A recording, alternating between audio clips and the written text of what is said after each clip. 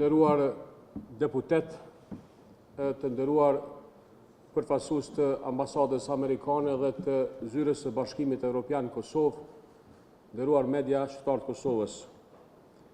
Tani më kjo shumicë parlamentare e cila sot ditë është duke bojkotuar dhe duke e mos ushtruar detyrën e vet kushtetuese me mos konstituimin e kuvendit, e ka sjell Kosovën në një depresion të thellë shoqëror, ekonomik dhe politik. Gjendja në vend është ka agravon dhe është ka vjen në një pikë kritike që ndërlidhet edhe me aspektin e sigurisë në shoqëri, edhe me aspektin e ekonomisë që krijon vende pune dhe që mbon gjallë shtetin, dhe mbi gjitha një krizë politike e cila nuk ka qenë e parë asnjëherë në historinë e demokracisë në vendit tonë. Kjo është e qëllimshme.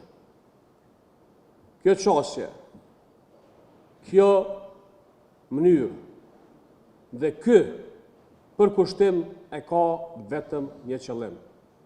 Dhe qëllimi është ta sjellë shtetin e Kosovës në një krizë identitare të cilën historikisht e ka kundërshtuar. Ky konsolidacion politik ka qenë në anën e kundër të historisë në kohën e marrëveshjes së Rambujës dhe në kohën kur NATO ka hyrë në Kosovë. Ky konsolidacion politik ka qenë kohën e kundër, në kundërtën e historisë kur është shpall pavarësia e Kosovës. Ky konsolidacion politik sot është duke u munduar ta ndërton një tregim i cili është tregim i rrajshëm, është tregim kundër çdo përpjekje historike të kombit shqiptar në Kosovë të krijimit të një identiteti tjetër. Këtë nuk do ta lejojmë. Këtë nuk do t'ja mundsojmë. Ne nuk kemi vend tjetër, as shtet tjetër dhe as arritje më të madhe kombëtare se pavarësinë e Kosovës. Kjo pavarësi është arritja më e madhe e kombit shqiptar.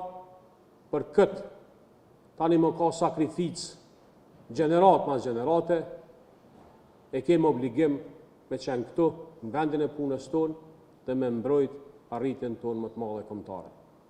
Ejani ballafaqonu, ejani mos e kundërshtoni thembelimin e institucioneve për shkak se tani më po ju dihet loja juve.